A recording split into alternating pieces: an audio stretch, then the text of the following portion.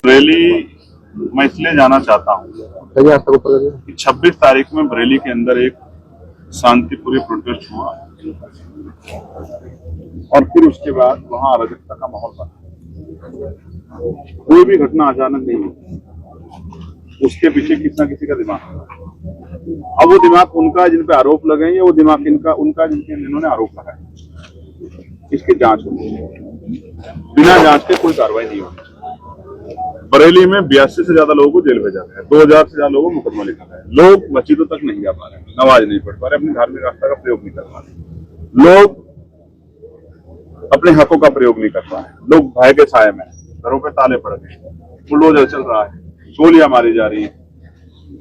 मुझे नहीं पता कि एक प्रोटेस्ट के बाद इतनी बड़ी कठोर कार्रवाई कहीं हुई होंगी, लेकिन क्योंकि आरोपी मुसलमान है इसलिए शायद गोलियां भी दनादन चल रही है और बुलडोजर भी दनादन चल रहा है। तो मेरी जिम्मेदारी बनती है कि हमने संविधान की शपथ ली है, लोकसभा में वोट ली है कि हम देश के प्रत्येक नागरिक के प्रति जिम्मेदार रहेंगे, उनके अधिकारों पर अगर अन्याय होगा तो उनकी लड़ाई लड़ेंगे। तो मैं अपनी ड्यूटी कर रहा हूँ और मैं ड्यूटी इसलिए कर रहा हूँ कि अगर आज मैं नहीं लड़ा तो कल आप कैसे मिलाऊंगा कि जब अन्याय हो रहा था तो आप क्या कर रहे हैं। इसका फैसला कोर्ट करेगी आरोपी कौन है, अपराधी कौन है, किसने यह घटना की है। लेकिन इसकी आड़ में निर्दोष लोगों को जेल भेजना या उनको कुचलने का प्रयास करना या संविधान की हत्या करना या लोकतंत्र की हत्या करना, और मुझे रोकना भी लोकतंत्र की हत्या ही है। ये कोई बहादुरी का काम नहीं है। मैं मानता अगर सरकार के मंत्री मेरे गेट पर खड़े होकर मुझे रोकते, लेकिन मेरे पुलिस के भाई यहाँ लगाए गए हैं, उनसे मेरी कोई लड़ाई नहीं, क्योंकि किसान मजदूर परिवारों के लोग, मिडिल क्लास परिवारों के लोग, और वो तो अपनी नौकरी कर रहे हैं। अगर यहाँ नेता मेरे विरोध करते, नेता मेरे खिलाफ यहाँ लाइन लगा खड़े होते तो मैं उनको बताता कि मेरी बाजुओं में कितना दम है और मेरे लोगों की हुंकार में कितना दम है। हर जिले में हमारे लोग खड़े हैं, हरिद्वार की हमारी टीम है, यहाँ 100 गाड़ियां खड़ी है। मेरे लोकसभा क्षेत्र बिजनौर की जो है 100 गाड़ियां मेरा इंतजार कर रही है।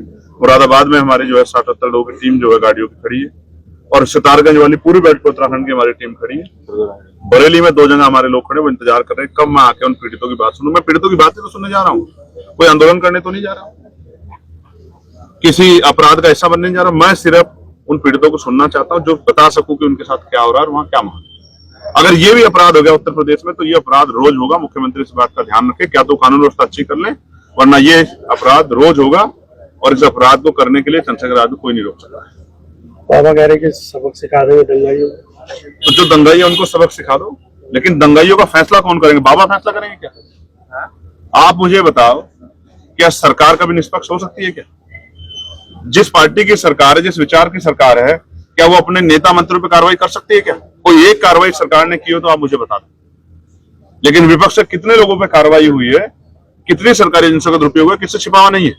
और मैं, अगर आप दंगाइयों की बात करते हैं तो मैं फिर बहुत जिम्मेदार से कह रहा हूं कि सबसे आसान तरीका यह है जानने का कि दंगाई कौन है, कि आप इस घटना की सीबीआई जांच करा दो। सुप्रीम कोर्ट की निगरानी में तो दूध का दूध पानी का पानी हो जाए कि किसने अपराध किया, और जो अपराध किया उसको जेल जाना चाहिए, मैं उसका समर्थक नहीं। लेकिन अपराध की आड़ में अगर आप निर्दोष लोगों को जेल भेजोगे, उनकी धार्मिक आस्थाओं को तोड़ने काम करोगे, उनको पीटने काम करोगे, उन पर गोली चलाओगे, बुलडोजर चलाओगे, तो फिर ये लड़ाई, ये संघर्ष जारी रहेगा।